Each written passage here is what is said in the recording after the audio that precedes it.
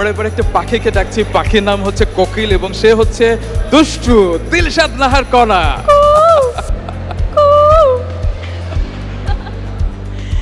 গত বছর কণা কোনো নমিনেশনই পায়নি এবং তিনি এসেছিলেন এবং সেই যারা নমিনেস পেয়েছে তাদেরকে অভিনন্দন জানাতে, এবং আজকে she is back.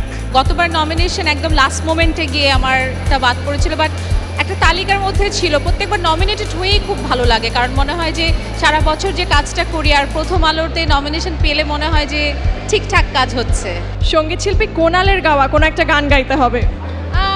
Recently hit যে গানটা ছিল, ও প্রিয়তমা আমার প্রিয়তমা।